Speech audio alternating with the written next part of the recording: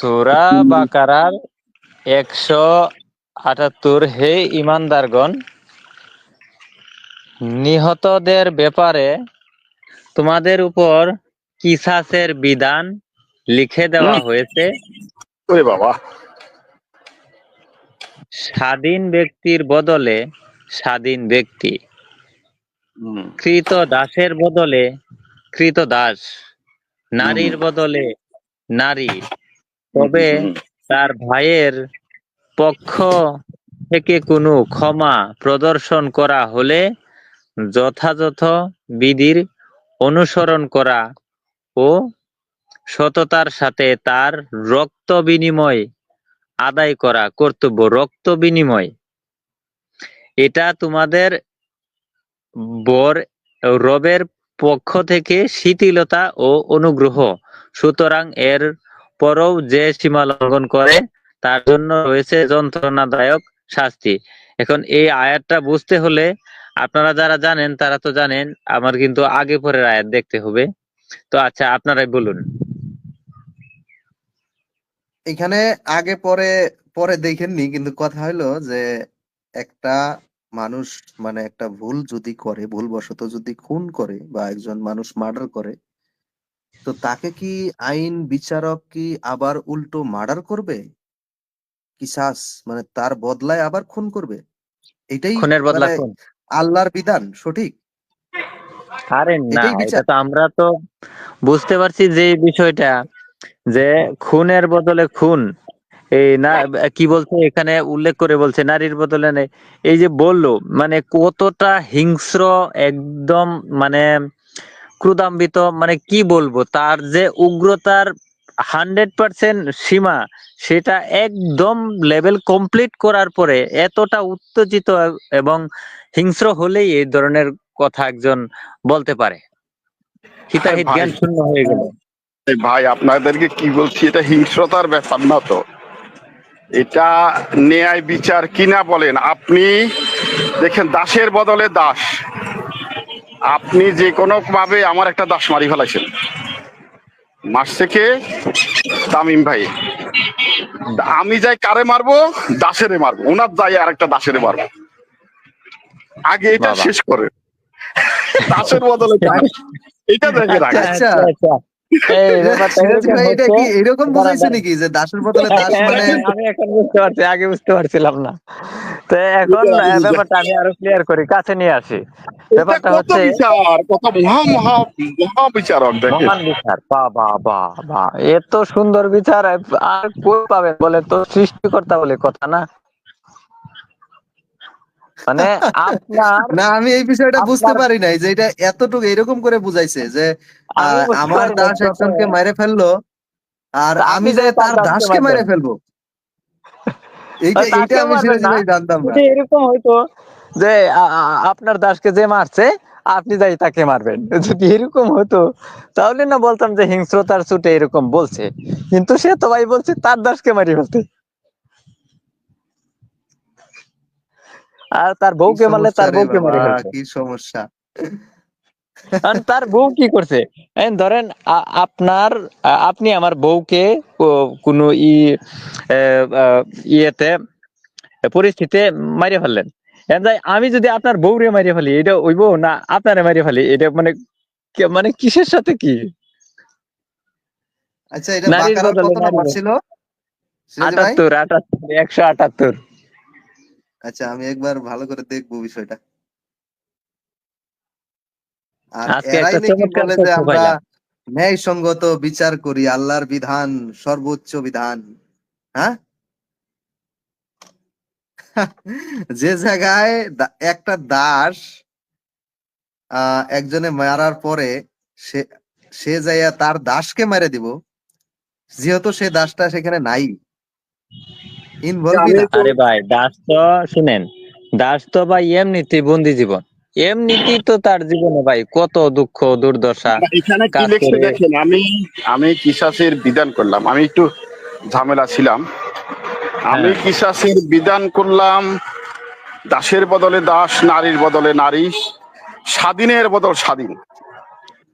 আবার হ্যাঁ, যদি হ্যাঁ। আপনার ভাইরে আমি মারছি, আমার যদি ভাই না থাকে, প্রয়োজনে সেই ফ্যামিলি কোন নারীকে, পুরুষের বদল নারীকে হত্যা করবে, আপনি তাফসিরে গিয়ে দেখেন।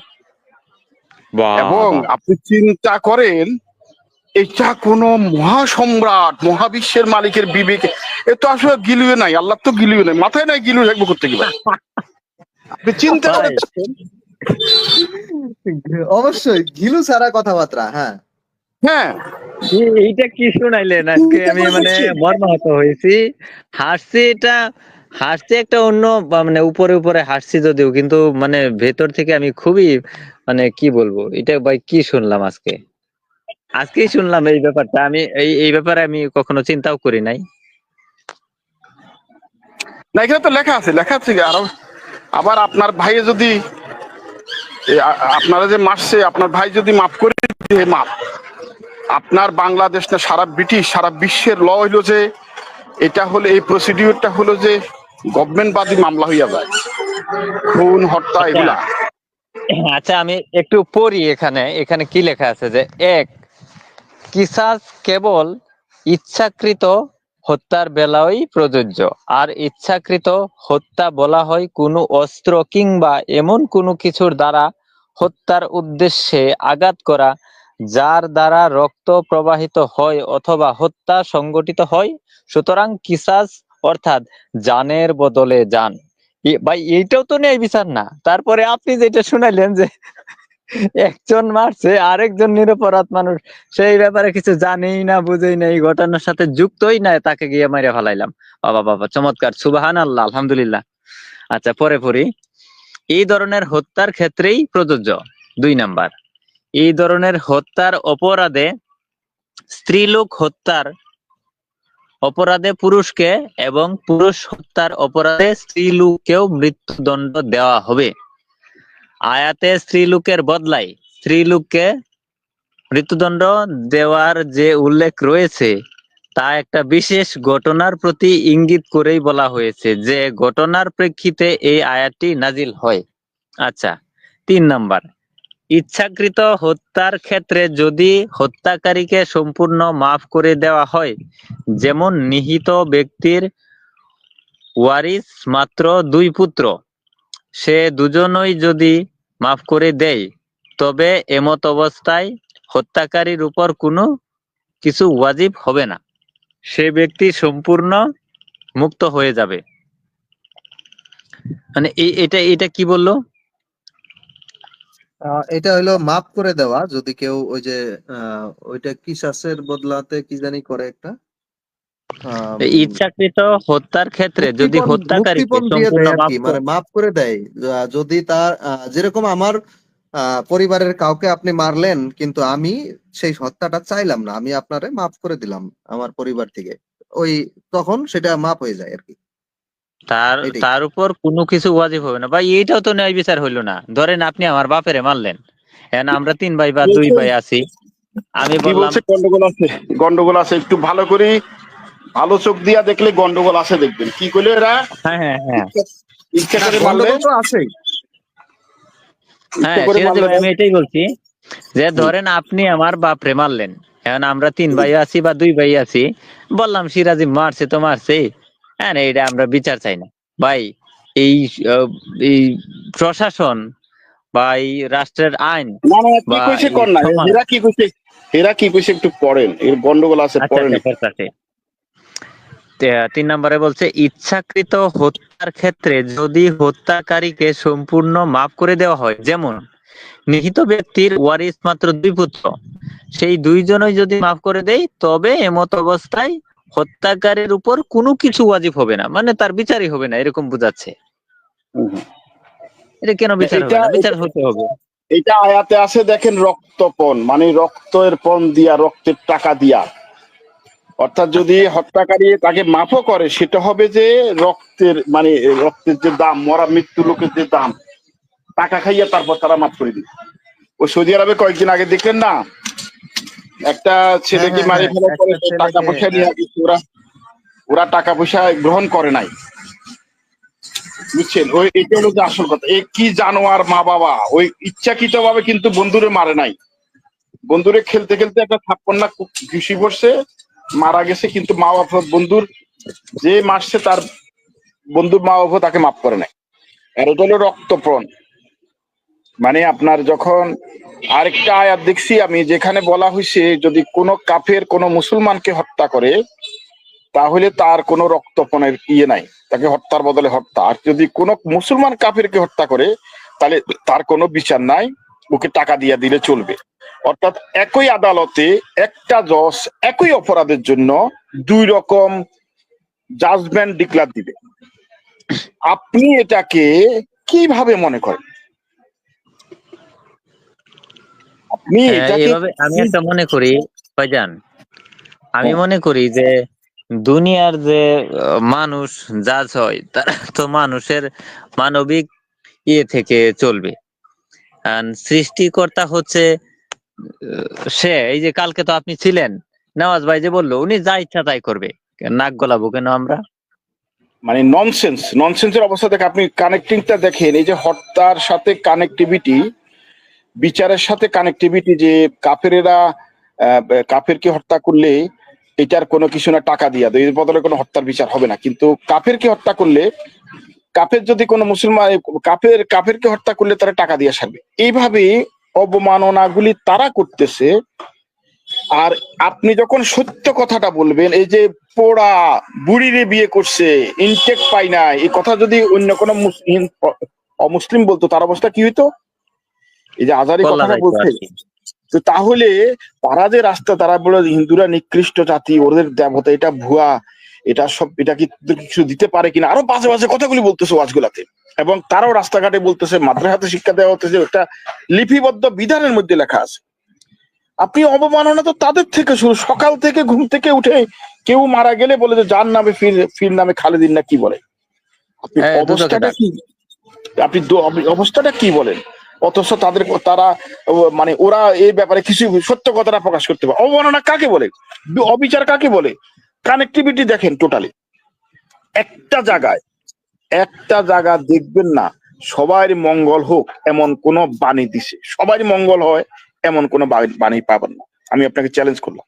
সিরাজি সিরাজি ভাই, আমি ওই এইটা পেয়েছি হাদিসটা, হ্যাঁ, বুখারীর একটা হাদিস আছে, যেটা ৬৯১৫ নাম্বার হাদিস, রক্তপণ অধ্যায়। সেখানে মানে কাফের হত্যা করলে মানে কাফের হত্যার বদলে মুসলিমকে হত্যা করা যাবে না, এই যে কথাটা। এটা হলো আবু হুজাইফা রহমতুল্লাহ থেকে বর্ণিত। তিনি বলেন, আমি আলীকে জিজ্ঞেস করলাম, আপনাদের কাছে এমন কিছু আছে কি যা কোরআনে নেই? তিনি বললেন, আহ দিয়াতের বিধান, এই দিয়াতের বিধান, বন্দি মুক্তির বিধান, এবং আম, কাফের বদলে কোনো মুসলিমকে হত্যা করা যাবে না, এই বিধান, বুঝছেন? এটা হলো ইসলামিক ফাউন্ডেশন, আধুনিক প্রকাশনীর থেকে। আর হাদিসের মান তো সহি মুসলিম, বুখারীর হাদিস আরে ভাই, লজ্জাও নাই, 6915, বুঝছেন?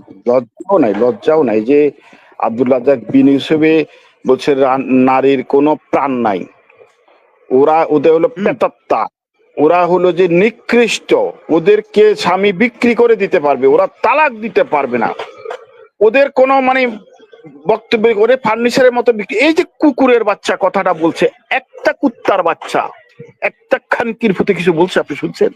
এটা জানোয়ারের বাচ্চা। এগুলি কিসের মিয়া? সে কি মিথ্যা বলছে নাকি? সে কি স্কলার মনে সে এমনি বলছে নাকি? এখন আপনার যে আপনি কথায় কথা কিচ্ছু না, ট্যাগ দিয়ে আপনার একজন বিচারের প্রসিডিউর কি?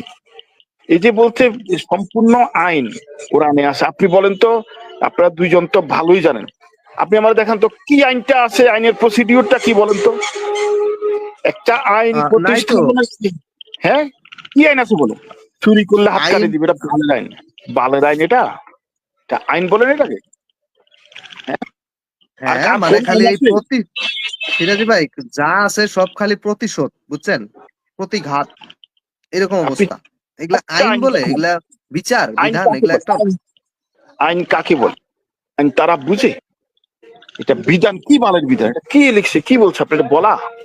আমি সিরাজি ভাই, আমি আজকে থেকে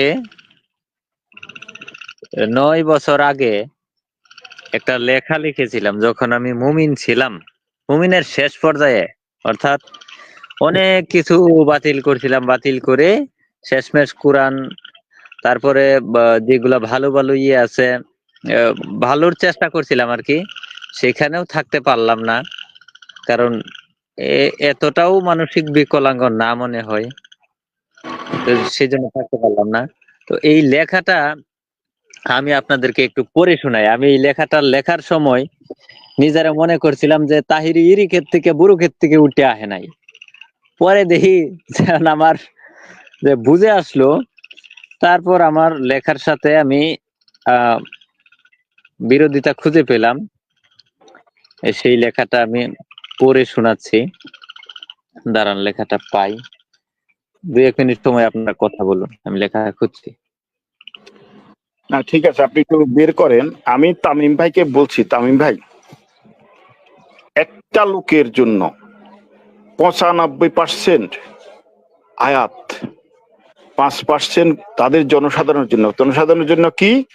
তোমরা কোথাও থেকে যদি ফিরে আসো, রাত্রে আসলে ভোরবেলা যাবা, বউকে না জানাইয়া তাদের ঘরে ঢুকবা না। কারণ যে পুরুষগুলা গ্রামে থাকে, আপনি গেলেন বিদেশে বাণিজ্য করতে, যুদ্ধ করতে, গ্রামের পুরুষরা যে আপনার বোরে শুনতেছে, আমার বোরে শুনতেছে, আইয়া যদি আপনি দুইজন লোক নবীর কথা না শুনিয়া যাইয়া দরজা খুললা দেখলো যে দুইজনের লগে দুইজন শুইয়া রয়েছে, দুই সাহাবীর বোর লগে দুই অন্য সাহাবী বইয়া রয়েছে। তারপর নবীর কাছে গেছে, নবী খুশি, তোমরা তোমাদেরকে না করছি না, খবর না দিয়া যাইও না।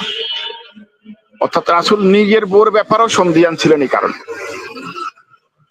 আপনি অবস্থা আচ্ছা, বুঝছেন? আরেকটা কথা, এই সিরাজি ভাই, তাহলে কি এটা এরকম হইতে পারে? এরকম এটা বিধান, এই হ্যাঁ কারণে অবশ্যই। বলতে, সে যেন সুযোগটা নিতে পারে। হ্যাঁ হ্যাঁ, না সে তো সুযোগ নেই তারও তো। আরে ভাই বুঝেন না, ওই যে আয়েশার জিব্রাইলে একটা অন্ধ বেড়ার জন্য আয়াত নামাইছে, ন্যানো সেকেন্ডও লাগে নাই। যখন বললো যে যুদ্ধে না গেলে তাদের এই হলো, যখন এই বললো যে আমি তো আন্ধা, এর লগে লগে মানে আরেকটা আয়াত নামে গেছে। অথচ আয়েশারা যে পরকিয়া করছে, এই কথাটার জন্য 15 দিন না 1.5 মাস সময় লাগছে। না না জিব্রাইলে না, আল্লাহ সময় দেখি, বলেন কেন? সময় না, এখানে মাসিক পর্যন্ত অপেক্ষা করতে হয়েছে। হ্যাঁ হ্যাঁ, আপনি সেটাই তো মানে, যে আল্লাহ উপর থেকে সব দেখে, এটা দেখলো না, এটা দেখলো না। আরেকটা হচ্ছে যে ওই 300 কত 7 জনের, 300 বছর 9 জনের যে আপনার সোয়ার 100 গুমের মধ্যে কয়জন কয়জন ছিল, কি ছিল, এই কথা এই কথার জন্য মানে সময় নিছে, আল্লাহ জানে না। তারপর আল্লাহ লাস্টে কি করলো, আল্লাহ যা জানে তোমরা তা জানো না। এটা হইলো ভাই? হ্যাঁ, এটা কথা হইলো? এটা এতগুলা মানুষ, আপনি দেখেন, আপনি একটা এরিয়া, কদ্দুর এরিয়া, একটা গ্রাম, মক্কার মদিনা ধরেন 2-3টা গ্রাম, এই 2-3টা গ্রামের জন্য নবীর মতো লোক আইনা তাদেরকে কষি কাটা করি শেষ। সারা বিশ্ব আপনার ডায়রিয়া, জলাতঙ্ক রোগ, তারপরে যে আপনার এই কলেরা, হাজার হাজার ডিপথেরিয়া, ধনুষ্টঙ্কার, এগুলি হাজার হাজার রোগে ভুগতেছে মানুষ, বমি, এই যে আপনার এই যে ডেলিভারি করতে যায় মাতৃমৃত্যু, কিচ্ছুর জন্য কোনো এক প্যারাসিটামল পর্যন্ত থুইয়া দিল না। সে কি চিন্তা করলো, সকালবেলা উঠতে দেখলো যে নবীর মন খারাপ। কি কারণে?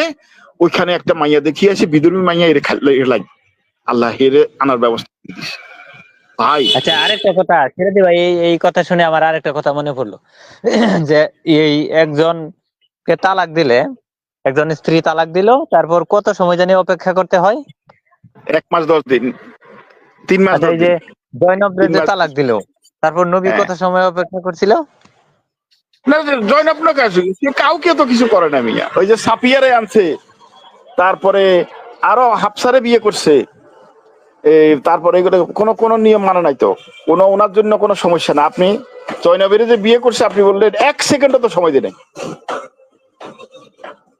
এটা এটা নাকি কি বলেন? অটোমেটিক বিয়া হয়ে গেছে আল্লাহর পক্ষ থেকে, কোনো কাজী টাজিও লাগে নাই, সাক্ষীও লাগে নাই, কবুলও বলতে হয় নাই। আচ্ছা ভাই, আপনাকে যখন বলা হয়, আপনি যে কোনো একটা কথা বলেন, আপনাকে ডকুমেন্ট চাই, দে তুই আমার আয়াত দেখা। আর সে যে কথাটা বলছে, আপনার কোনো আয়াত দিছে যে সে মানে অটোমেটিক হইয়া গেছে? বা আল্লাহ বলছে যে আমি তোর ব্যাপারে আমি অটোমেটিক করবো। আপনার সে ওই যে বলছে সে কি দেখে আছে?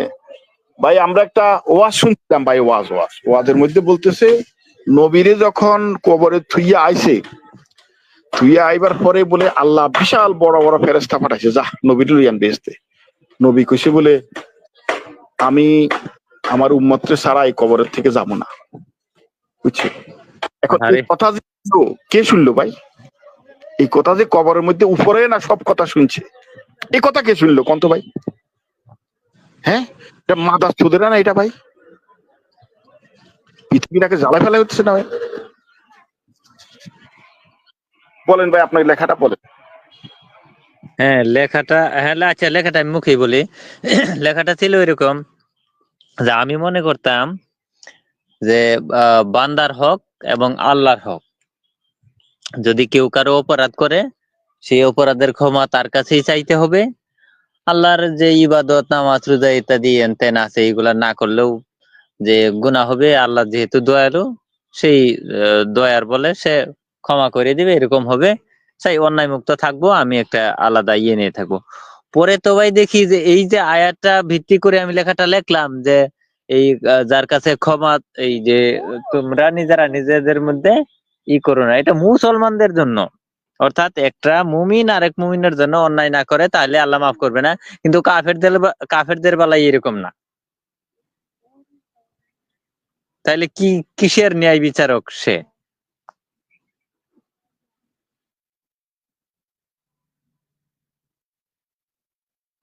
জি সিরাজি ভাই, এই লেখাটা লম্বা ছিল, যদিও আমি পাই নাই লেখাটা এখন।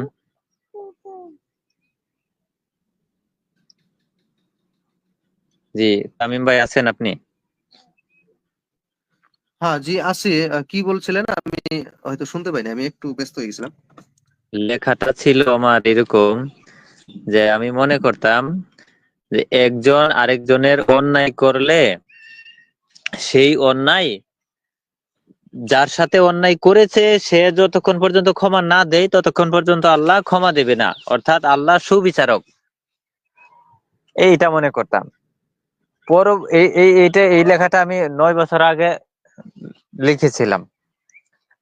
তারপর আমি সেদিন জানতে পারলাম যে এই যে কথাটা এখানে আয়াতটা বলা হয়েছে কোরআনে, যে তোমরা নিজেদের মধ্যে কেউ কারো ক্ষতি করো না, অর্থাৎ এটা মুসলিমদের বেলায় বলা হয়েছে। অর্থাৎ যেন এক মুমিন আরেক মুমিনের ক্ষতি না করে, তাইলে ওই তার কাছে মাপ চাইতে হবে, আল্লাহ ক্ষমা দিবে না। কিন্তু কাফির বা অমুসলিমদের বেলায় এটা কিন্তু বলে নাই। হ্যাঁ, না অমুসলিমদের না না, সাথে আপনি যাই করেন না কেন আল্লাহ মাফ করে দিতে পারবে।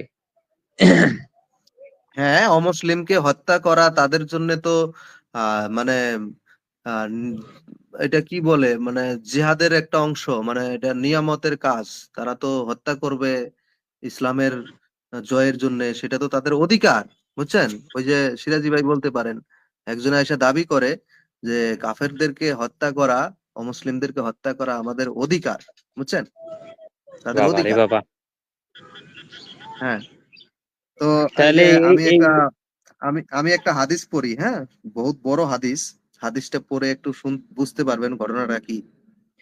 মানে ঘুমন্ত অবস্থায় মুশরিকদেরকে হত্যা করা যায়, বুঝছেন? ঘুমন্ত অবস্থায়। তো এরকম একটা হাদিস বুখারীর, এটা ইসলামিক ফাউন্ডেশন, আহ 28 13, মানে 2813 নম্বর হাদিস, জিহাদ অধ্যায় আছে।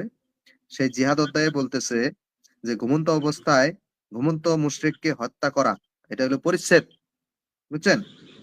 হুম আলী আলী ইবনু মুসলিম রহমতুল্লাহ, ইবনু জাবির রহমতুল্লাহ থেকে বর্ণিত, দুইজন আছে এখানে হাদিসটি বর্ণনাকারী। তিনি বলেন রসুল সাল্লাল্লাহু সাল্লাম আনসার কি আছে? আনসারীগণের একটি দল আবু রাফে ইহুদিদের সাথে, মানে ইহুদিদের হত্যা করার জন্য প্রেরণ করেন। মানে আনসারীদের একটা দল আবু রাফে ইহুদিকে হত্যা করার জন্য আহ পাঠিয়েছে।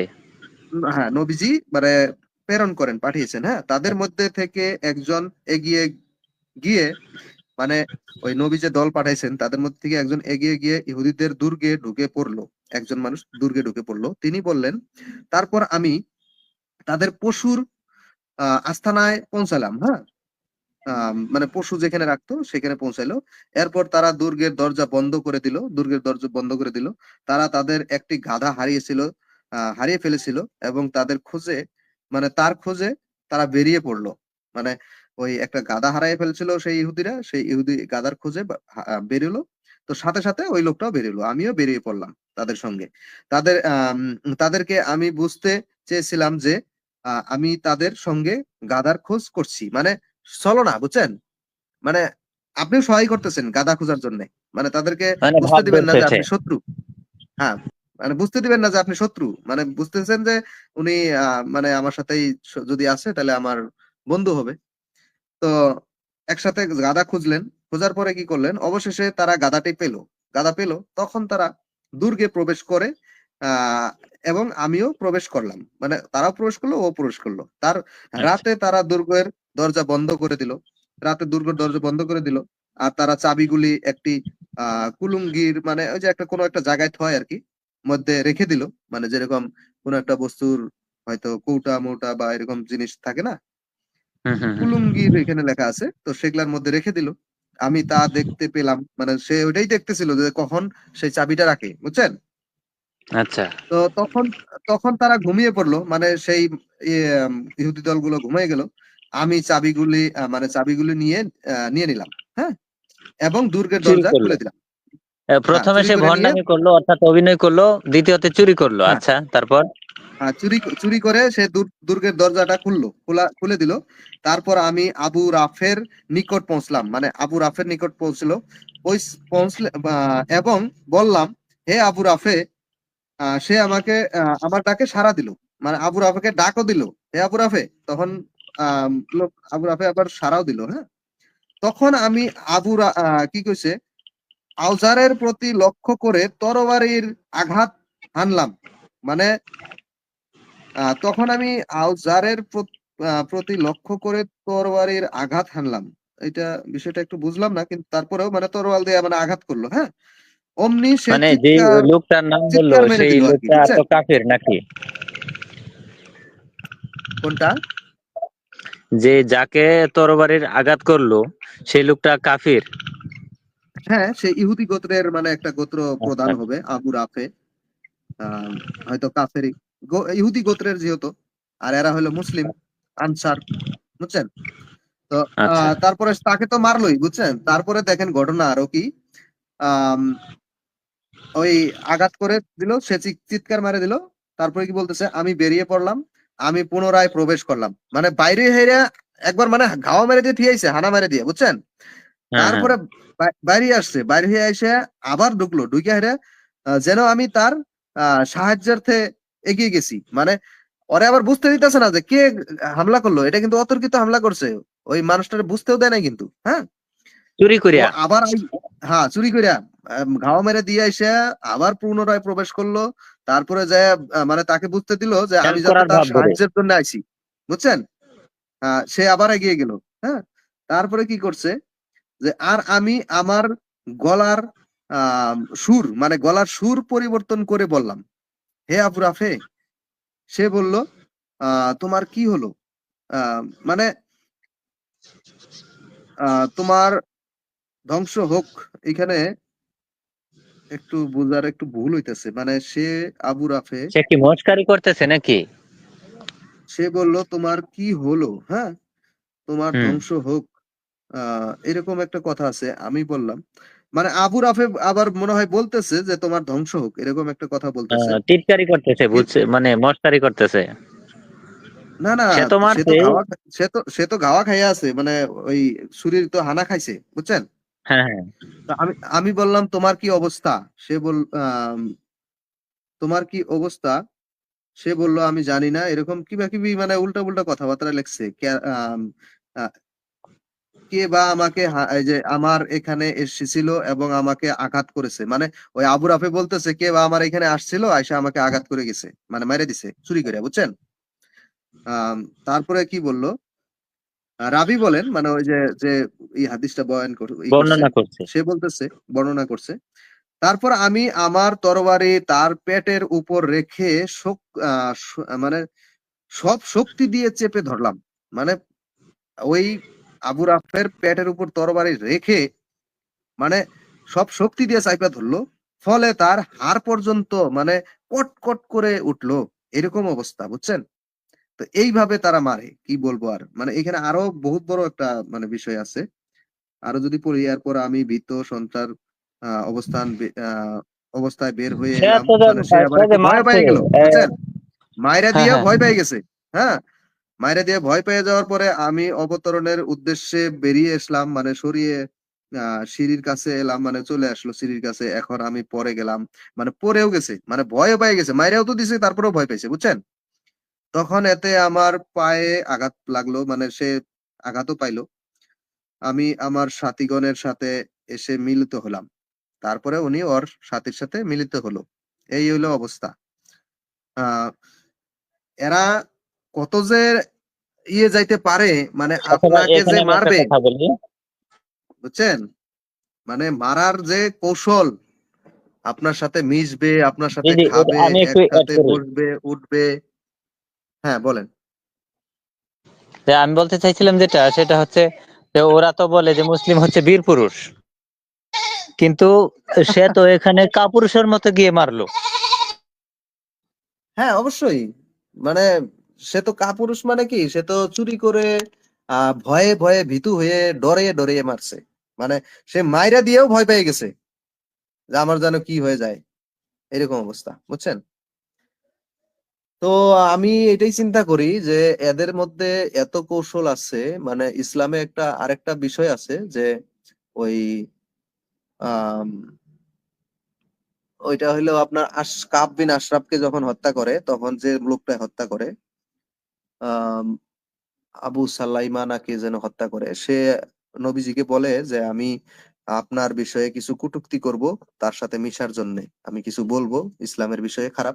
মানে ইসলামে এতটুক যা করা আছে যে আপনি কাউকে যদি মারতে হয়, তো ইসলামের বিরুদ্ধে আপনি কথা বলবেন, কথা বলে তার সাথে মিশবেন, মিশার পরে আপনি তার সাথে চলাফেরা করবেন 1-2 বছর, 5 বছর, এমন একটা সময় আসবে আপনি সময় দেখে মকা দেখে তাকে মারে দিবেন। এই হলো মানে ইসলামের বিশ্বাসঘাতকতা, অর্থাৎ হ্যাঁ, বিশ্বাসঘাতকতা করার জন্য বিশ্বাসঘাতকতা, হ্যাঁ, আল্লাহ শিক্ষা দিচ্ছে। অবশ্যই, অবশ্যই, একদম পুরাপুরি বিশ্বাসঘাতকতা। আর আরে এটাই করে আসছে সারা জীবন ভরেই, মানে আজকে 1400 বছর থেকে এইভাবেই মানে ইসলামটাকে চালিয়ে আসছে, বুঝছেন? হ্যাঁ, এরকমই তো। গাদ্দারি, বিশ্বাসঘাতকতা তো মানে সব সময়। এই ইয়ের সাথেও করছে। হ্যাঁ, এই আপনার এই যে বা মাদ্রাসার ছাত্র যারা আছে, তাদের সাথে তো পুরাই বিশ্বাসঘাতকতা করা হয়েছে।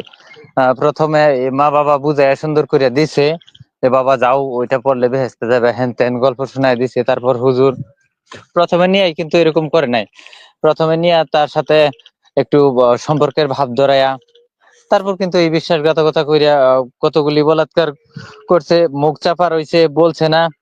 তারা পরবর্তীতে হুজুর হইছে। হ্যাঁ, আজকের দিনের কৃত, আগামী দিনের কর্তা। হ্যাঁ, এরকম হুম, হুম, হয়েছে। হুম, তারা হুম, হুম। গোয়া মারা দিছে, পরবর্তীতে তারাও গোয়া মারতেছে এখন। হ্যাঁ, আলেম হইয়া। হ্যাঁ, মানে আবার ওইটা হলো ওই যে যারা কিসাস নিতেছে, কিসাস, বুঝছেন? ওই যে হত্যার বদলে হ্যাঁ হত্যা, হ্যাঁ হ্যাঁ রক্ত বনের বদলে রক্ত হ্যাঁ বন, ওইটাই। মানে তারা এইটাই চায়, মানে এটা এই থেকে যে ওই যে বেরিয়ে আসবো এটা চায় না। আচ্ছা, এটা বদলটা আপনি কিভাবে মিলাইলেন দেখেন। আ- আ- আমার মাইরে দিল হুজুরে, আমি হুজুরে মারলাম না, আমি মারলাম আরেকটারে। হ্যাঁ, ওইটা তো সিরাজি ভাই বলতেছে, ওইটা তো সিরাজি ভাই বললোই অল্প আগে যে আমার দাসীকে যদি কেউ মারে, দাসকে, তাহলে আমি যে তার দাসকে মারে দিব। এই যে এটাই, মানে এই যে সেম বদলা এখানেও নিতেছে এই মাদ্রাসাতেও, বুঝছেন? হুম হুম হুম, এরকমই। বাবা, এত সুন্দর যুক্তিসঙ্গত, এত বৈজ্ঞানিক, এত মানবিক, এত ডিসিপ্লিন যুক্ত ইসলাম ছেড়ে আপনারা কোথায় যান ভাই? ভাই, আমিন ভাই বলেন জান, সিরাজি ভাই, আপনার আপনার ব্যাখ্যা বিশ্লেষণ পেয়ে গেছি অলরেডি, বুঝছেন? আমার জানা মতো ইসলামের জ্ঞান হইল 3-এর সাথে আছে, দেখেন ভাই। জ্ঞানী হ্যাঁ, কারা একটু দেখেন, 3 নম্বরের 7 নম্বর 3-এর আয়াতটা একটু দেখেন। দেখেন যে জ্ঞানী কত নাম্বার? তিনের সূরা সাত। আল ইমরানের ৭, আল ইমরান ৩-এর ৭। সূরা আল ইমরানের ৭। আচ্ছা, জ্ঞানী বলে কোনো কিছু সমস্যা হলে তোমরা জ্ঞানীর কাছে যাও। জ্ঞানী কারা আপনারা দেখেন, এটা কোরআন থেকে দেখেন। এই যে ছাগলের বাচ্চারা, এই যে ছাগলরা কি করে দেখেন, আপনি একটু দেখেন তিনের সাথে আচ্ছা। সূরা আল ইমরানের এই যে দেখেন কুত্তার মতো চিল্লাইতেছে, এখন কি কথা বল। আচ্ছা ঠিক আছে, তারপর বলতেছি।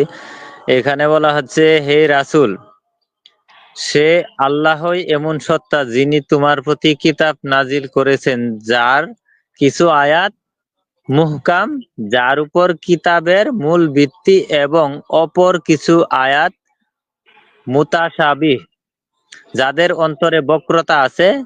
তারা সেই মুতাশাবিহ আয়াতসমূহের পেছনে পড়ে থাকে। এটা এইখানে উদ্দেশ্য শেষ করেন। যারা মুতাসাবি আয়াতগুলা নিয়ে প্রশ্ন করে, তারা হলো জীবনে বক্র। মানে আমি আপনাকে একটা জিনিস বানাই বললাম যে আমি আবিষ্কার করছি, অথচ এটা নিউটনের একটা সূত্র, আমি এটা বানাই আপনারে বলতেছি। এখন আপনি প্রশ্ন করলেন কেন? আপনি বক্র, প্রশ্ন করা যাবে না। প্রশ্ন করলেই আপনি ফিতনাবাজ। এরপরে পড়েন। হ্যাঁ। জি জি। এরপরে বলা হচ্ছে, উদ্দেশ্য ফিতনা সৃষ্টি করা এবং সেসব আয়াতের তাবিল খোঁজা, হ্যাঁ হ্যাঁ, অথচ সেসব আয়াতের যথার্থ মর্ম আল্লাহ ছাড়া কেউ জানে না। হুম, আচ্ছা, বলেন মর্ম তারপরে। আল্লাহই জানে। এক মিনিট, এখানে আমার কিছু বলার আছে। যে যে আয়াতের মর্ম আল্লাহ ছাড়া কেউ জানে না, অর্থাৎ এই আয়াত দিলেই কি অথবা না দিলেই কি, অর্থাৎ এই আয়াত তো আমাদের কাছে ননসেন্স হয়ে থাকবে। অর্থাৎ যে ননসেন্স বলতে আমি এটা বুঝাচ্ছি, যেটা আমাদের অনুভূতি বা মস্তিষ্ক বা চিন্তা দ্বারা বিবেচনা কিছুতেই কাজ করবে না, এটার মর্ম আমরা বুঝতে পারবো না। তাহলে এই আয়াত আবার বলছে এখানে কি আল্লাহ ছাড়া কেউ জানে না, এমনও তো বলেনি যে নবী মোহাম্মদ জানে। মানে কোন, মানে কেউ বলতে তো কেউ জানে না। তাহলে আল্লাহ এই আয়াতটা কোরআনে এড করাটাই হচ্ছে, আচ্ছা জি জি, এই আয়াতটা কোরআনে এড করাটাই হচ্ছে তার একটা আবালামি। আরে অ্যাড করা হয়েছে আবালামি তো সমস্যা নাই ভাই, অ্যাড করা হয়েছে, সমস্যা নাই। এখন এই কথাগুলি মিজানে বলতেছে, দেখেন ও এক্সপার্ট। এই পৃথিবীর আল আজহার ইউনিভার্সিটির ডিন, মানে ভিসি, প্রভিসি সবাইকে চ্যালেঞ্জ করছে। সারা বিশ্বের যত আলেম আছে তার সাথে কেউ কোরআন তারে বুঝাই যেতে পারবে না, সে এত বুঝাবুঝি। সে সেদিন বলতেছে যে আমার কাছে যেটা মুহাকামিং সেটা আপনার কাছে অত মুতাসাবিয়াত, আমার কাছে যেটা মুতাসাবিয়াত আপনার কাছে। অর্থাৎ আমি বলছিলাম যে ঠিক আছে, যে আয়াতগুলি আল্লাহ ছাড়া কেউ বুঝবে না সেগুলির আপনি লিস্ট দেন আমাদের, যে এই কথাগুলি আল্লাহ ছাড়া কেউ বুঝবে। এবার বললো যে না, আপনি যেটা বুঝেন সেটা হচ্ছে আপনার সাথে মুতামিন আর মুতাসাবিয়াত, আর আমি যেটা বুঝি না, আমি হয়তো আপনি আপনি সূরা তওবা ৩ নম্বর বুঝছেন, আমি এটা বুঝতেছি না, এটা আমার কাছে মুহকামিন। এটা আচ্ছা, আল্লাহ ছাড়া কেউ জানে না। এক মিনিট, মানে এই সিদ্ধান্তে সে কিভাবে আসলো? আমি আমি তাকে প্রশ্ন করছিলাম, আমি বললাম যে আপনি দেখেন এখানে কি বলছে, দেখেন না আল্লাহ ছাড়া এগুলি মানে মুহাকামিন আয়াতগুলো আল্লাহ ছাড়া কেউ জানে না। আমার সাথে অনেকক্ষণ তর্ক করে বুঝাইতেছে যে মিজানটা না অজ্ঞ, বিকৃত মস্তিষ্কের এবং সবচেয়ে ঝামেলাবাজ, কিচ্ছু জানে না, শুধু ওই নবীর মতো আল্লাহর মতো ভেজাল করতে চায়, মানুষকে অপমান করতে চায়। বুঝছেন? এই কথাটা সে বললো, এই কথা বলছে। এই কথা বলছে কারণ আছে। আরেক ছাগল জয়েন্ট দিতে আমেরিকা থেকে, কুত্তা এরশাদ, এই কুত্তা এরশাদে তাদেরকে একদিন ব্রেনে ঢুকাই দিছে, এটাই তারা বলছে। কিন্তু যে আল্লাহ ছাড়া কেউ জানে না, এই কথাটা পড়ে নাই, পড়লেও মনে করছে আমরা তো এগুলি ধরুম না, আমরা এটা জানবো না। বুঝছেন?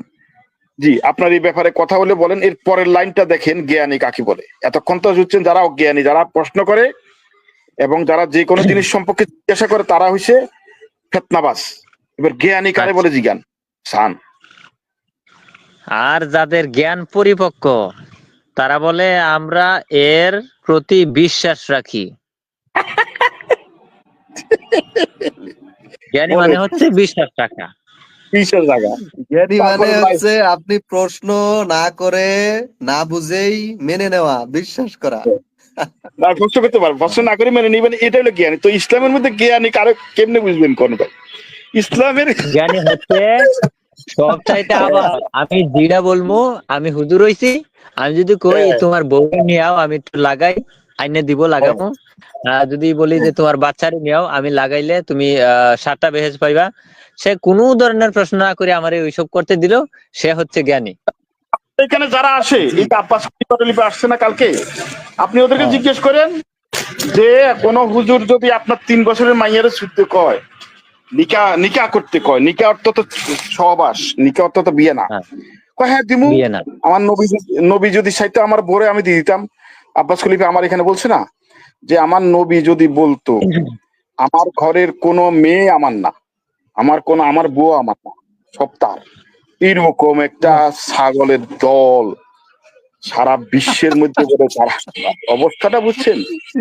হ্যাঁ, আব্বাসকে আমার একটা জিনিসে কালকে ভালো লাগছে, আব্বাস খলিফাকে আহ ওনার এই দৃষ্টিকোণ থেকে আমার ভালো লাগছে যে উনি গুজামিল আহ, দেওয়ার মানে দেওয়ার চেষ্টাও করে নাই, দেয়ও নাই। এই যে সূরা কথাই তো ইব্রাহিমের বলে না মিয়া, কি দিব উনি, দেখ বলা শুরু করলে না গোজামিল দেখতেন, উনি তো কথাই শুরু করে না মিয়া, কথা শুরু করলে গোজামিল কারো, উনি তো ভান্ডারি তরিকার, মানে না, পরে কোরআনেই থাকতে লাগে। রাত্রের বেলায় আমি কথা বলছি, রাত্রের বেলায় আমি আবার লাইভ করছিলাম। হ্যাঁ, হ্যাঁ, সূরা ইব্রাহিমের 4 নম্বর আয়াত নিয়া, যেখানে বলা হয়েছে যে প্রত্যেকটা রাসূলকে তার জাতির ভাষায় পাঠিয়েছি যেন তারা পরিষ্কারভাবে বুঝাইতে পারে। তখন আমি জিজ্ঞেস করছিলাম যে তাহলে আমাদের এই বাঙালি ভাষার নবী কোথায়? তারপর এটা নিয়েও অনেক সময় চেষ্টা করছে, চেষ্টা করে তারপর আর কি বলবে, বলতে অনেক সময় চেষ্টা করে তারপর বললাম যে আপনি যে বললেন এবার আপনি নিজেই বলুন তো এটার দিকে, এটার সাথে কি এটা মিলে? তারপর বলে আচ্ছা ঠিক আছে, পরবর্তীতে আলোচনা করে। আমিও বলছি যে হ্যাঁ ঠিক আছে, পরবর্তীতে আবার আরে আলোচনা ভাই, উনি বলছে, ভাই আপনি আলোচনা বলেন করবো। এটা, আমি জান সেদিন আমাদের লাইভে এসে কি বলছে, আরবিয়ার একজনের তামিম ভাই ছিল, আরবি একজনের কথা শুনাইছে যে না, কোরআনের ভাষা কেউ বুঝে না, এখনো বুঝে নাই, নবীও বুঝে নাই, আমরাও বুঝি না, এটা ভুয়া ভুয়া ভাষা। এই কথা আপনি আল্লাহ বলতেছে সবচেয়ে সহজ বার সবাই বুঝার জন্য দিছি। আর আরবিয়া একজন আচ্ছা, প্রফেসর বলে, সে বলে গবেষণা আ- করে কি, তামিম ভাই বলছে না সেদিন, জি এটা জি রেকর্ড জি। শুনাইয়া, মানে মানে কি বলেন আপনি? আহ আল আজহার বিশ্ববিদ্যালয়ের গবেষক, যিনি এই ব্যাকরণ বুঝেন আর কি, তারাই বলতেছে, তারাই দাবি করতেছে যে এই যে শব্দের অর্থগুলো তৈরি করে দিছে, এই অর্থগুলো আসলে কোরআনের আসল অর্থ না, কিন্তু মানুষকে শুধুমাত্র আটকে রাখার জন্য, বর্তমানে চলার জন্য শব্দের অর্থগুলো দেওয়া হয়েছে। এগুলা দিয়ে মানুষ খালি চলবে, কিন্তু আসল অর্থ এখন অব্দি কেউ জানেই না, আপনি বুঝছেন? অবস্থা আচ্ছা বুঝছেন তামিম আল্লাহর ভাই, কথা, তাইলে তারা তো আল্লাহর কথা বলে না, তারা তো আল্লাহর কোনো কথাই শুনে না। হ্যাঁ, আচ্ছা কি বলে? তামিম ভাই, আমি একটা কথা জিজ্ঞেস করি যে ইসলাম যে আল্লাহ একেবারে সহজ ভাষায় নাজিল করেছে যেন তোমরা বুঝতে পারো, এই ধরনের কোনো আয়াত আছে কি কোরআন থেকে? আছে জি আছে, আছে, আছে না, আছে কত অনেকবার বলছে, নম্বর আয়াত? অনেকবার বলছে করে। সেটা আমাদের আছে মুখস্থ আয়াত নাই, আছে। তবে আমি আছে। সহজ সরল করে মানে তোমাদের জন্য এই কিতাব আরবি নাজিল ভাষা, করেছি যাতে তোমরা বুঝতে আরবি পারো, ভাষা এরকম আছে। হ্যাঁ, তুমি তোমাদেরকে যেন এটা, তোমরা বুঝো। হ্যাঁ হ্যাঁ হ্যাঁ, ঠিক আছে, আছে বুঝতে কিন্তু পারছি, এই যেন তোমরা মুহূর্তে বুঝো আমার এরকম আছে। নাম্বার মনে নাই, নাম্বার আমি দিয়ে দিব, নি অসুবিধা নাই, আচ্ছা বের জ্ঞানের করে দিয়ে জ্ঞান, দিচ্ছি একটু পরে। 3-7টা কমপ্লিট করেন নুরুল ভাই, 3-7 লাস্টের লাইনটা শেষ করেন। হ্যাঁ, এই লাস্টের লাইনটাতে বলা হয়েছে সবকিছুই আমাদের প্রতিপালকের পক্ষ হতে এবং উপদেশ কেবল তারাই গ্রহণ করে যারা বুদ্ধিমান। হ্যাঁ হ্যাঁ, বুঝছেন, জ্ঞানী আর বুদ্ধিমান কারা?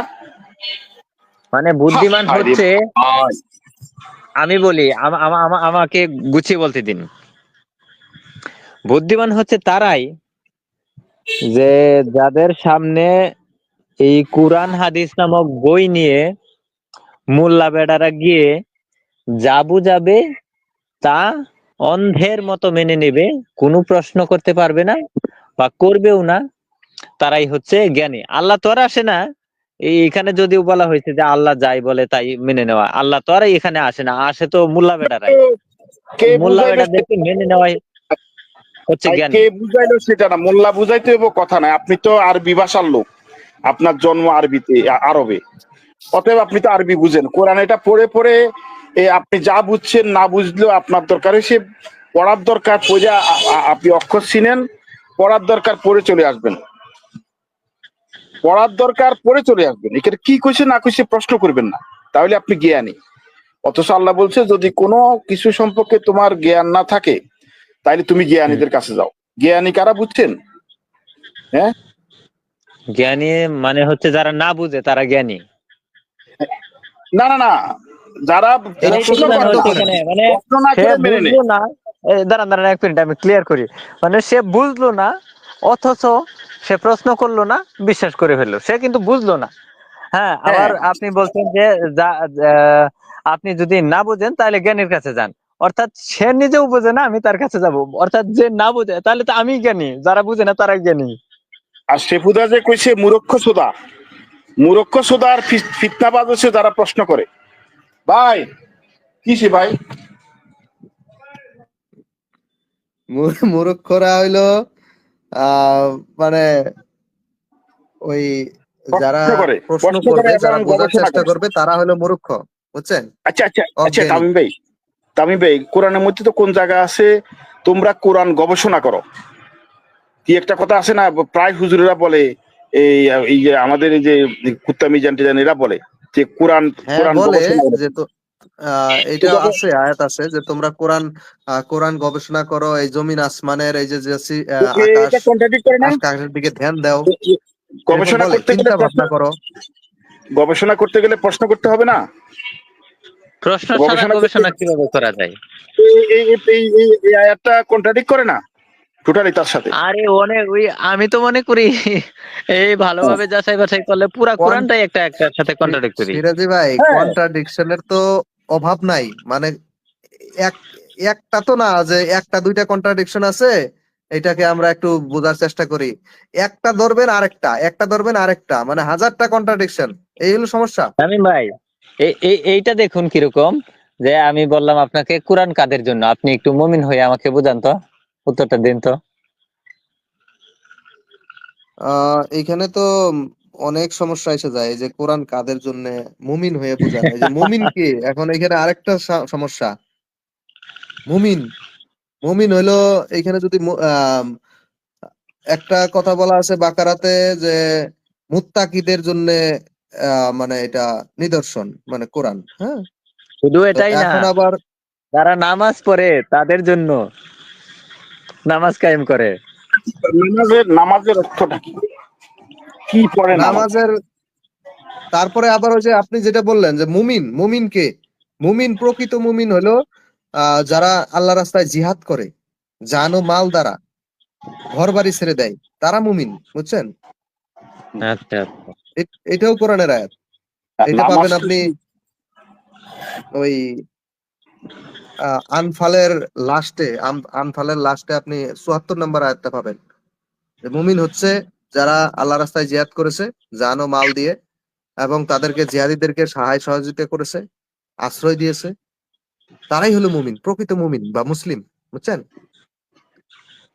আচ্ছা, তাহলে এই এই এই ব্যাপারটাতে আমরা না যাই, আমরা এখন বুঝতে চেষ্টা করি। আমরা এখানে তিনজন আছি, যে কোরআন আসলে কাদের জন্য। আমি একটু দেখি যে সূরা বাকারার ২ নম্বর আয়াতে বলছে যে এই সেই কিতাব যাতে কোনো সন্দেহ নেই, পথ প্রদর্শনকারী পরহেজগারদের জন্য, অথবা এই কোথাও দেখি যে মুত্তাকিদের জন্য। আচ্ছা, পরের আয়াত পড়ি। যারা অদেখা বিষয়ের উপর বিশ্বাস স্থাপন করে এবং নামাজ প্রতিষ্ঠা করে, আর আমি তাদেরকে যে রুজি দান করেছি তা থেকে ব্যয় করে। এই দুইটা কথাই কিন্তু বলছে যে কোরআন কাদের জন্য। এবার ৪ নম্বর আয়াত দেখি। এবং যারা বিশ্বাস স্থাপন করেছে সেসব বিষয়ের উপর যা কিছু তোমার প্রতি অবতীর্ণ হয়েছে, এবং সেসব বিষয়ের উপর যা তোমার পূর্ববর্তীদের প্রতি অবতীর্ণ হয়েছে, আর আখেরাতকে যারা নিশ্চিত বলে বিশ্বাস করে, কোরআন তাদের জন্য। এই লাইনেও বলছে এটাই। হ্যাঁ, এবার এবার কথা হচ্ছে যে এই যে অমুসলিম যারা আছে, অর্থাৎ ইসলামকে প্রসার করতে করতে হ্যাঁ, একটাও যেন অমুসলিম না থাকে এরকম নির্দেশ আছে। এরকম এরকম ভাবে যেন জেহাদ করে বা দাওয়াত দেয়, সেটা যাই হোক। তাহলে এই আমি ধরেন একটা অমুসলিম, এখন আপনি আমার কাছে কোরআন কিভাবে নিয়ে আসবেন? কোরআন তো আমার জন্য না, কারণ আমি ইতিমধ্যেই নামাজ পড়ি না, ইতিমধ্যেই আখিরাতকে বিশ্বাস করি না, ইতিমধ্যেই আমি এই মুত্তাকি না। মুত্তাকি কারা? আপনি তো কোরআন বোঝাবেন মুত্তাকিদেরকে। সিরাজি ভাই বা হ্যাঁ, এই জায়গায় একটা গন্ডি দেওয়া আছে, বুঝছেন? তার তারপরে ওই যে যেটা বললেন যে এই কিতাবে কোনো সন্দেহ নাই। তো ওই আয়াতটা যখন নাজিল হয় তখন তো কিতাব আকারে নাই। তো কোন কিতাবের কথা বলছে? এগুলাও মানে সব একটা না একটা আছেই। মানে আপনি যত দিকেই খুঁজতে যাবেন এরকম আছেই কন্ট্রাডিক্ট। আপনি শুধুমাত্র কিচ্ছু করতে লাগবে না। খালি ওই অক্ষরগুলো পড়েন আর 10 নেকি করে কামান আর জান্নাতে চলে যান। আপনি তারপরে এই যে মানে মুমিন, বললো যে এখানে বুঝছেন? সন্দেহ নাই, জ্ঞানী। এটা তো আর একটা ব্যাপার তামিম ভাই, যে এই কোরআন শরীফে যেহেতু লেখা আছে এটা সেই কিতাব যাতে কোনো সন্দেহ নাই, তাহলে কোরআন বাদে যেগুলি ইসলামিক বই আছে এই বইগুলির প্রথমে লেখা নাই তো যে এটা সেই কিতাব যাতে কোনো সন্দেহ নাই, অর্থাৎ সেইগুলিতে সন্দেহ আছে, তার মানে কোরআন ছাড়া অন্য কিছু মানা যাবে না। আর যদি কোরআন ছাড়া অন্য কিছু না মানি তাহলে ইসলাম টিকে থাকা কিভাবে সম্ভব ভাই? জি মুশকিল, ভাই। এখানে অনেক মুশকিল আছে। সিরাজ ভাই বলেন। ইব্রাহিম ভাই, আপনি যে বইখানা পড়বেন সেই বইখানা অর্থ মর্মার্থ কি এটা বুঝতে হবে। কোরআন অর্থ কি এই কথাটা একটু বিশ্লেষণ করেন। কোরআন অর্থ কি বলেন। এটা যদি কোরআন কনফার্ম কোরআন আসলে মানে ইকরা, আপনার ইকরাত থেকে আসছে, মানে পড়া বা পঠিত। হ্যাঁ, আসলে এটা আবৃত্তিও বলে, মানে মুখে যখন মানে এই যে ভিতর থেকে যে এই যে এখন যে কথা আসতেছে, এই যে কথাগুলো যে বের হইতেছে, এটাই বলে কেরা, মানে কোরা, মানে পঠিত, বুঝছেন? তো এই আচ্ছা, এরকমই শব্দের অর্থটা উচ্চারণ এরকমই। গুলো যখন বের হয়, এইটা আচ্ছা বুঝায় কোরআন। বলেন বলেন। কোরআনের অর্থ কি বোঝা যায়? কোরআন হচ্ছে ফুরকান, কোরআন হচ্ছে সত্য মিথ্যা যাচাইকারী, কোরআন হচ্ছে অধিক পঠিত বই, কোরআন হচ্ছে কেরাত। আপনি বলেন একটা বইয়ের এত প্রতিশব্দ যেটা কন্ট্রাডিক্ট করে একটার সাথে একটা, অধিক পঠিত গ্রন্থ যেটা সেটা আবার সত্য মিথ্যা যাচাইয়ের এ, মানদণ্ড কিভাবে বুঝবেন? একটা বইয়ের নাম কি 4টা হইতে পারে? আর হইলো সত্য মিথ্যা যাচাইয়ের মানদণ্ড কেমনে? এখানে সত্য মিথ্যা যাচাইয়ের মানদণ্ড কি? আমি একটা বই লিখলাম, বই লিখে আমি কইলাম যে এটাই সত্য, এটার মধ্যে কোনো ভুল নাই, তোমরা তোমাদের জীবনের জন্য এটাই, তাইলে এটা যাচাই করবো কে? আমি বইটা ছাড়ে দেওয়ার পর বইটা যাচাই করবে কে? আপনারা করবেন না? আপনি বলে করবেন যে আসলে এটা তো একটা বইয়ের পর্যায়ে পড়ে না, বইয়ের একটা কোয়ালিটি আছে, বইয়ের আহ, মানে সীমানা আছে, বইটার মধ্যে কিভাবে চয়ন করতে হবে, তার সাহিত্যের রস লাগাতে হবে কিভাবে, কোনো কিছু তো নেই। সত্য হুম মিথ্যা যাচাই এখানে কি? সত্য মিথ্যা যাচাই করবে কেমনে? সত্য মিথ্যা যাচাই করলে অধিক পঠিত কেমনে? অধিক পঠিত হলে এটা ফুরকান কেমনে হয়? ফুরকান হইলে আবার কিরাত কিভাবে হয়? আপনি কি মনে করেন এটা? আপনি যেখানে আপনি মারা যাওয়ার পরে আপনার পোলা কি করলো? কোরআন খতম দিবে, কানতে কানতে শেষ, দাসিরে লাগাইছে রে আমার আব্বা, তারপরে হাফসা ইয়া দড়ি ফেলাইছে, তারপরে কইতেছে এরপরে এটার জন্য আবার কইছে যে দরকার হইলে তোরে আরব বউ দিমু, তুই এই বউদেরকে তালাক দে, আমার হোলার বউ কই হোলার বরে বিয়া করুম, এই কথা কইতে কইতে কাঁদতেছে। ভাই এটা সত্য মিথ্যা কি ভাই? একটা সত্য একটা মিথ্যা দেখাতে পারবে? এই হ্যাঁ, অনেক বইটা বিষয় আছে, মানে এরকম এরকম বিষয় আছে কোরআন খতম দেয়। মানে আবু জাহেলের হাত পাও ধ্বংস হোক, আগুনে পুরুক, হ্যান ত্যান, অনেক বিষয়, মানে নানান বিষয় এখানে জড়িত, আমার বাপ বুঝছেন? মরে গেছে, আমার বাপের জন্য কাঁদতেছি, নামাজে দাঁড়াইয়া যে করতে কয় আল্লাহরে, এটা কি কোনো আল্লাহকে কোনো উপাসনা করা হয়? এই যে সূরা ফাতিহা কি, এই যে আল্লাহরে যে বলতেছে যে আপনি কি কি কইছে, কি আপনি কি আল্লাহ আমাদেরকে বলছে না আল্লাহ কোনো আরেক আল্লাহরে বলছে, না আমরা আল্লাহরে শাসন করতেছি, না আমার কথা আল্লাহরে এখলাস আল্লাহ দেখুন শুনাইতেছি। সিরাজি ভাই, হ্যাঁ হ্যাঁ এখলাস দেখুন সূরা, তাহলে আরো মজা পাবেন। কোনটা? সূরা সূরা ইখলাস ইখলাস। এই যে বলছে কুল, কুল হ্যাঁ মানে মানে বলো। বলো আল্লাহ হ্যাঁ এক। আর আমি নামাজে গিয়ে বলতেছি আল্লাহরে বলো বলতেছেন। আল্লাহ, আল্লাহরে বলতে। আচ্ছা, এই যে এই শব্দটা নিয়ে আমি কিন্তু বিভ্রান্ত ছিলাম এই নামাজের সময়, যে সারা আমি বলতেছি সবাইকে যে বলো আল্লাহ এক, আমার পিছনে আগে যা আছে সবাইকে বলতেছি, কিন্তু আমি নিজে কিন্তু বলতেছি না যে আল্লাহ এক। বুঝছেন? না না, এটা তো বিসমিল্লাহ গলত। আপনার বিসমিল্লাহ শব্দের অর্থ যদি হয় আল্লাহ নামে শুরু করলাম, টোটালি আল্লাহ আল্লাহই তো বলতেছে কথাটা। এই বইয়ের মধ্যে এটা কিভাবে, এটা এটা এটা জানে কিভাবে, যে যার জন্য আপনার সে তার ইচ্ছা মতো 95 ভাগ তার অধিকার, তার তার জন্য তার সব 95 ভাগের একটা একটা লোকের জন্য যদি সব হয়, আপনি বুঝেন না? এই কইতেছে মদ খাওয়ার কথাটা, বলতেছে যে মদ খাইয়া নামাজে আইও না, আবার সে আস্তে আস্তে কি কইছে একদম নিষেধ। এরা কইলো মদে আসিল না, দাসিয়ে আসিল না, এই যে আপনার এই যে গনিমতের মালে নাই, এটা এরা যে আল্লাহর কথাটা অস্বীকার করতেছে।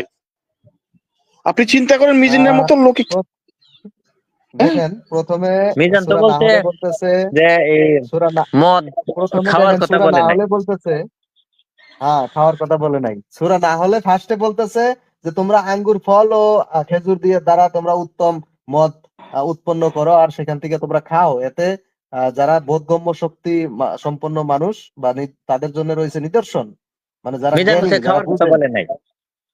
হ্যাঁ, এটা তো সরাসরি বলতেছে।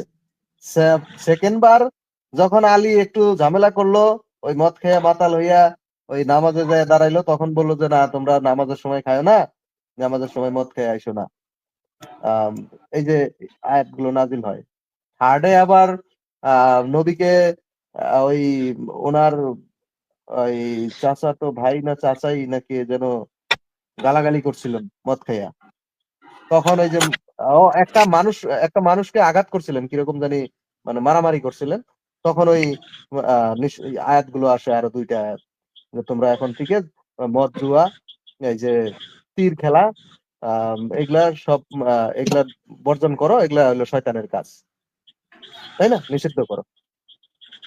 চারবার আসছে, চারবার, চার ধাপে এই মদের এটা নিষিদ্ধ হয়েছে, তাই না? এটা না কোনো এখন মিল পাবেন না। কোথাও যদি মিল পান আমাকে বলেন।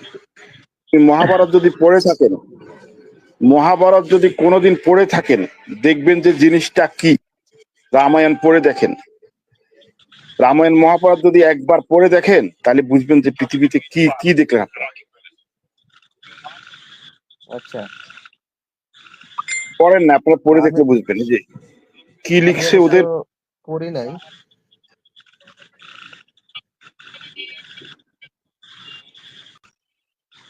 আরে ছন্দগুলি কি, বাংলা ভাষাগুলা কি ভাই! হুম মানে হুম। ওই যে অমৃত অক্ষরের ষষ্ঠা হইলো বাংলাতে যে মধুসূদন, আপনার যে তার মধুসূদন দত্ত। বেদপাঠ বা কাশীনাথে বাংলা যে লিখছে, যারা বাংলা অনুবাদ করে সব কিছু দেখেন, ভাষায় তো বুঝবেন না। আমি এত সুন্দর, মানে এত এত এত উচ্চ মার্গের ভাষা, কিন্তু লাইনটা পড়ার পরে ভাষাটা আপনার ব্রেন আপনাকে বলে দিবে কি বলতেছে। যে হুম বাংলা হুম ভাষার হুম। যে মাধুর্যতা শিখবেন, আপনি যদি সাহিত্য চর্চা না করেন, আপনি বুঝবেন না। কালিদাস, পণ্ডিত টণ্ডিত এরা যে ছিল, আসলে এই বইগুলি পড়তো। তারপর আমাদের এই যে বঙ্কিমচন্দ্র, বঙ্কিমচন্দ্রের বই আপনারা পড়ছেন কিনা কি জানি, শরৎচন্দ্রের বই পড়ছেন কিনা জানি না, রবীন্দ্রনাথ পড়ছেন কিনা জানি না। সেরকম ভাবে পড়া হয় নাই, অল্প স্বল্প পড়া হয়েছে, অল্প আরে স্বল্প বেশি না, আচ্ছা আরো সিরাজি ভাই, জি জি। এই আল্লাহ তাআলা কি বলছিলেন যে যদি মোহাম্মদ কোনো কথা বানায় বলতো নিজের ব্যক্তিগত, তাহলে আমি তার ডান হাতকে চেপে ধরতাম, কণ্ঠনালীটা ছিঁড়ে ফেলতাম, এরকম কিছু বলছিল কি? আচ্ছা ভাই, এগুলি তো আমি করতেছি নাকি? কথাটা তো আমি করতেছি ভাই। আমার আমার এই আরেকটা আইডিতে জয়েন করেন, আমার এটার মধ্যে চার্জ আহ কেমন আছে।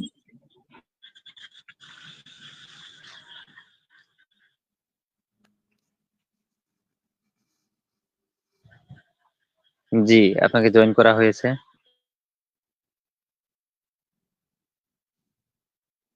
জি সিরাজি বলেন, ওই যে কথাটা একটু ভালো করে বুঝিয়ে দেন, কি জানি বললেন যে আমি কথাটা তো কইতেছি। আমি কথাটা তো মোহাম্মদ কইছে নাকি? কথাটা কি আল্লাহ কইছে না আপনি নুর আমিন কইছেন না আহ, তামিম ভাই কইছে? তার ডকুমেন্ট কথা আচ্ছা, তো আমি ধরে কইতেছি। নিলাম সিরাজি ভাই, আমরা ধরে নিলাম আল্লাহ বলছে, হ্যাঁ।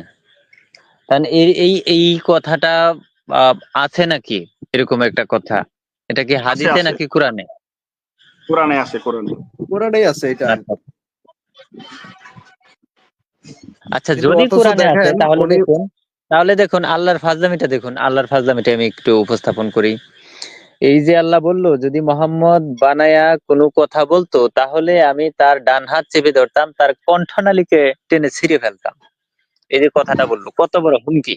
এটা বলছে এই যে আহ, জনসাধারণকে বিশ্বাস করানোর জন্য, হ্যাঁ। হ্যাঁ হ্যাঁ। এখন কথা হচ্ছে, এক লোক জিজ্ঞেস করছিল যে কিয়ামত কখন হবে, তখন মোহাম্মদ বলছিলেন যে কিয়ামত হবে তখন, এই যে বাচ্চা ছেলেটা দেখছো, এই ছেলেটা বুড়ো হওয়ার আগেই কিয়ামত হবে। তাহলে এখন মুমিনরা বানায় চিনায় বলে যে ছেলেটা মরবে কিনা সেই সম্পর্কে বলছে। আরে মরবে কিনা সেই সম্পর্কে প্রশ্ন তো করে নাই। মরবে, মানুষ যে বুড়া হুম, হয় মরে, এটা তো মুহাম্মদের আসার অনেক আগে থেকেই জানে মানুষ। যখন ধরে নিলাম যে মোহাম্মদ আসার আগে মানুষ পথভ্রষ্ট ছিল, হ্যাঁ ধরে নিলাম, তখনও তো জানে। এই প্রশ্নের তো কোনো দরকারই পড়ে না, এটা তো সবাই জানে। ওনাকে প্রশ্ন এই জন্যই করা হয়েছিল যে কিয়ামত কখন হবে সেটা জানার জন্যই। তখন উত্তর কি দিয়েছিলেন?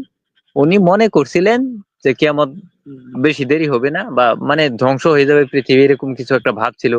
তো সে যে উত্তরটা দিল, তারপর সেই বাচ্চা ভাই, ছেলেটা বুড়া হইতে নুর ভাই, মরছে। নুর হ্যাঁ, হ্যাঁ, ভাই, এটা তো হাদিসের, এটা তো এটা দিয়া তো আপনি কোরআনীদেরকে ধরতে পারবেন না। আপনি সূরা তাওবার 33-এর 53 যথাসম্ভব, 627 সালে সেটা নাজিল হয়েছে। 627 আল্লাহ বলতেছে মোহাম্মদ মানে এত বিরক্ত নবী, এত লজ্জা নিজেই পাইতেছে, নিজেই লজ্জা পাইতেছে, এত মানে মানে লুচ্চামি করতে করতে করতে অবস্থা লাস্টে করলে যে তোমার ডাকে তোমার রাস্তা দিয়ে যাওয়ার সময় যদি কোনো নারীকে দেখে তোমার জিহ্বার পানি পড়ে আর তোমার নন্টু দাঁড়ায় যায়, তারপরও তুমি কাউকে বিয়ে করতে পারবে না, আর বিয়ে করতে পারবে না। এটা হলো যে 627 সালের কথা। 629-এ যাই আছে, 29-এর পরে 4টা না 5টা বিয়ে করে। এই যে সে আল্লাহর কথা শুনলো না, এটা এটা এটা কি? আপনি যেটা বলছেন সেটা তো কোরআন হাদিসে বলছে। আপনি 33-এর 53 মনে যত সময় দেখেন তো ভাই, 53-তে কি লেখা আছে? এই সূরাটা 33-এর নাযিল হয়েছে 53। কয়দিন? জি জি, দেখেন একটু, তামিম ভাই একটু দেখেন। দেখতেছি, সূরা আজাব। 33, আযাব না, আয়াত। হ্যাঁ হ্যাঁ 33-53 একটু বের করেন।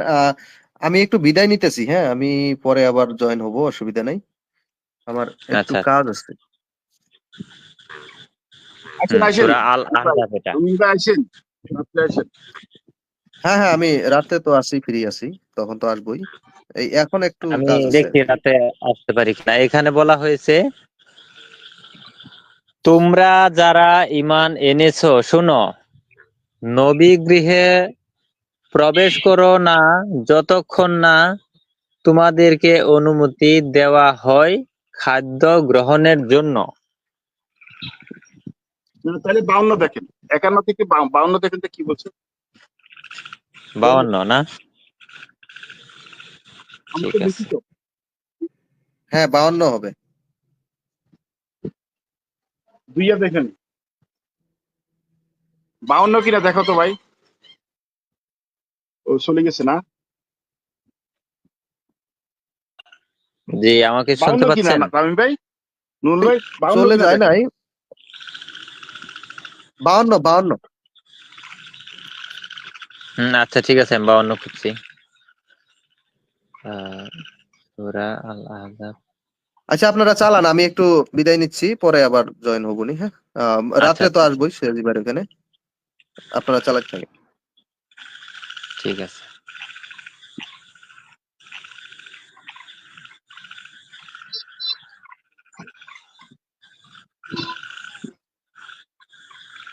সূরা 33 আয়াত 52। সূরা 33 আয়াত 52। আচ্ছা আচ্ছা, সূরা 33 আয়াত 52। এখানে বলা হচ্ছে, এরপর তোমার জন্য অন্য স্ত্রী গ্রহণ হালাল নয় এবং তোমার স্ত্রীদের পরিবর্তে অন্য স্ত্রী গ্রহণ করাও হালাল নয়, যদিও অন্যদের সৌন্দর্য তোমাকে বিমোহিত করে। তবে তোমার মালিকানাধীন দাসী ছাড়া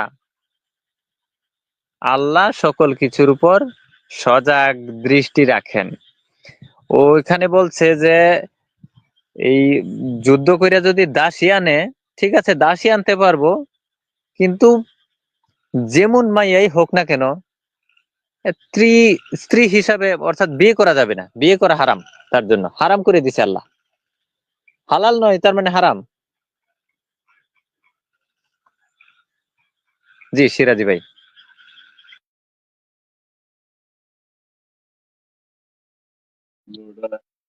ভাই 1 মিনিট, আপনি জি, এখন যদি আমরা দেখি যে এখানে বলা হয়েছে অন্য স্ত্রী গ্রহণ করাও হালাল নয়। স্ত্রী গ্রহণ করা অর্থাৎ বিয়ে করা, বিয়ে করা হালাল নয়। হালাল নয় তার মানে কি? হারাম। আচ্ছা, নবীর জন্য যেটা হারাম করা হয়েছে এই আয়াতের মাধ্যমে, আমরা তো জানি কোরআনের একটা বিন্দু মাত্র পরিবর্তন হয় না, ভুল হয় না। হুম, সেটা হচ্ছে মহাসত্য, আল্লাহ তাআলার বাণী। যেই বাণীতে আল্লাহ তাআলা, আরে বাপ রে, যেই বাণীতে আল্লাহ তাআলা হারাম করে দিয়েছেন নবীর জন্য, পরবর্তীতে আবার সেই নবীর জন্যই আবার কেমনে হালাল করলো? পরবর্তীতে নবী কেমনে বিয়ে করলো তিনটা চারটা? এই ধরনের মানে পরস্পর বিরোধিতা, যারা কোরআন বাংলা অনুবাদ পড়েছেন তারা অবশ্যই বুঝতে পারবেন।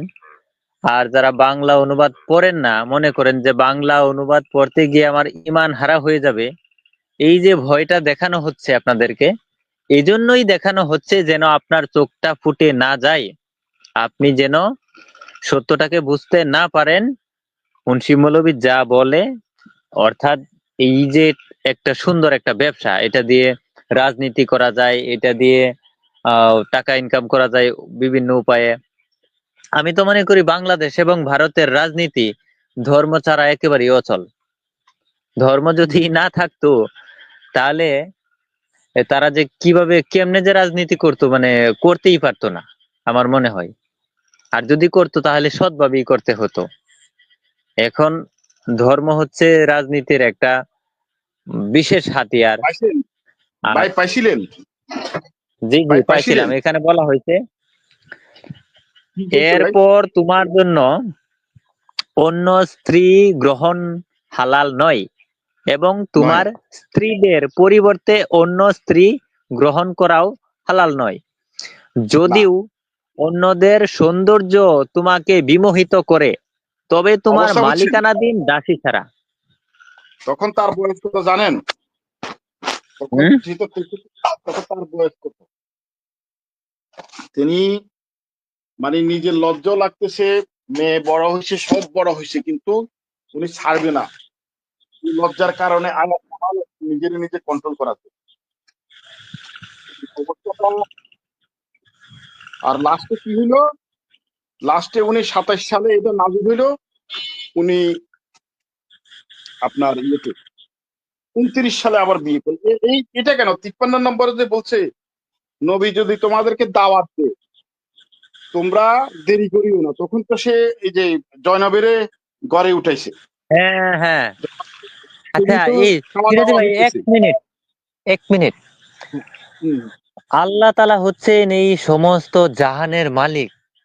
হুম আল্লাহ তাআলা যখন কোনো আয়াত দিবে সেটা সমগ্র মানব জাতির জন্য উদ্দেশ্য করে দিবে।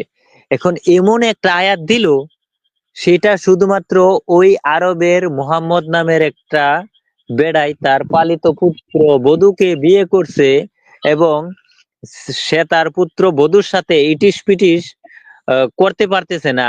সাহাবীরা আগেই গিয়ে ঘরের মধ্যে কিলকিল করতেছে। হ্যাঁ, এই জন্য আল্লাহ আয়াত নামিয়ে দিছে যে তোমরা আগে থেকে গিয়ে ঘরের মধ্যে কিলকিল করো না। এটাই তো বোঝাতে চাচ্ছে, হ্যাঁ, তাই না কি সিরাজী ভাই? এটা আছে ভাই। দ্বিতীয় কথা হলো যে উনি সারা জাহানের তো মালিক, এটা কোনো কথা হলো ভাই? তো উনি ভাই তাহলে এই এই এই আয়াত তো আমার জন্য কিছু না। আয়াত না। নাজিল করলে সবার জন্য নাজিল করবে, যেটা সবার জন্য প্রযোজ্য। ভাই হুম, এই যা আয়াত আমাকে, আমি যখন কোরআন পড়লাম আমাকে বলতেছে তোমরা কি দেখো নাই তাদেরকে কিভাবে ধ্বংস করেছিলাম। ভাই আমি তো কিছুই দেখি হুম। নাই, ভাই কি প্রশ্ন করতেছে? এই আয়াত তো আমার জন্য না, এই প্রশ্ন তো আমার জন্য না। আমি কিসের উত্তর দিব এখানে? এই কোরআনের এটা তো আমার জন্য অ্যাপ্লিকেবল না। তাহলে এই ধর্মটাই বা কিসের জন্য আমার জন্য অ্যাপ্লিকেবল হবে? আপনি চিন্তা করেন যে তুমি যদি কারো প্রতি বিমোহিত হও, আল্লাহ এমন জানে এই লোকের মন যে সারাক্ষণ রাস্তাঘাটে উকিঝুঁকি মারে। আপনি চিন্তা করে দেখছেন? ডিরেক্ট কইতেছে, তারপর ডিরেক্ট কইতেছে কি, জয়নবকে আমি তোমার সাথে বিয়ে করে দিয়েছি। আপনি কি মনে করেন ভাই? আপনি বলেন তো ভাই। আপনি, আমি, তারা, ওরা, যারা আমরা আসি, না অসুস্থতা মরের, মানুষ ভাঙ্গা মরের, এই করে সেই করে, সেদিকে আল্লাহর কোনো খেয়াল নাই। আল্লাহ একটা লোকের পিছনে বইয়া রয়েছে সারাক্ষণ, সারাদিন, সারা রাত। এটা কি না, করবে? এটাই আমার ভাবতে অবাক লাগে। এই যে প্রশ্নগুলি যে আছে, এই তোমরা কি দেখো নাই যে এটা আমি কিভাবে করেছি, তোমরা কি দেখো নাই তাদেরকে আমি কিভাবে হত্যা করেছিলাম বা ধ্বংস ধ্বংস করেছিলাম, করেছে। এই ধরনের যে প্রশ্ন করে, এই প্রশ্নগুলা ভাই আমি যখন কোরআন পড়ি, ভাই এইগুলা কেন? আমি আমি মসজিদের নামাজে গিয়ে বলতেছি তোমরা কি দেখো নাই তাদের কি কি, ভাই আমি কি কি এর মধ্যে কি বলতেছি আমি তো বুঝতেছি না। না না, ওই যে বিল্লাল বিল্লাল হুজুরে বলে যে, যে যেটা আমি দেখতেছি, যে আমারে বলতেছি, তো তোমরা কি দেখো না? যখন দেখছে তখন বিল্লাল হুজুর কোথায় আছে? মিজান কোথায় আছিল?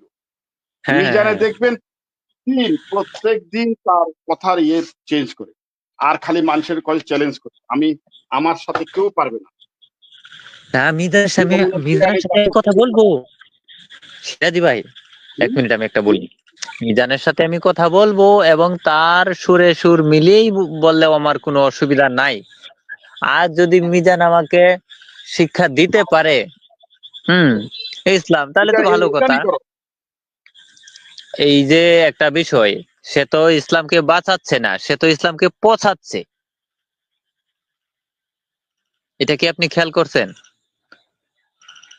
তার সাথে তর্ক বিতর্ক বা বিরোধিতা আমাদের করতে হবে না, মুসলিমরাই তার সাথে করবে।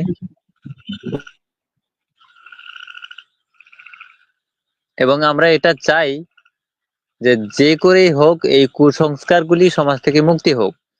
এখন হুট করে তো কেউ ছেড়ে দেবে না। এই যে মানুষ এত বছর ধরে, যুগ যুগ ধরে মানুষগুলি যে এসব পালন করে আসছে, মানুষ তো জানে না হাদিস কাকে বলে, কোরআন কাকে বলে, কোরআন কেন, কোরআন কার কাছে নাজিল হয়েছে, নাজিল কিভাবে হয়েছে, নাজিল মানে কি, তারপরে ইসলাম মানে কি, এটা আসলে কি, এর কিছুই জানে না। একটাই জানে আল্লাহ নামের কোনো কিছু আছে, আকাশে বইসা রয়েছে, পৃথিবী বানাইছে, আর আমরা হইছি মুসলমান, আমরা হুজুরদের কথা মানতে হইব, আব্বা যেটা কয় আম্মা যেটা কয় এটা মানতে হইব, ময় মুরব্বীদের সালাম ভক্তি করতে হইব, আর নামাজ টামাজ পড়তে হইব। এই ধরনের মুসলিমই তো ভাই বেশি। আপনি আহ ই করলেন, আহ হয়তো নেট সমস্যা ছিল। আচ্ছা যাই হোক, উনি চলে গেলেন। তো লাইভটা আপাতত এখানে শেষ করে দিচ্ছি।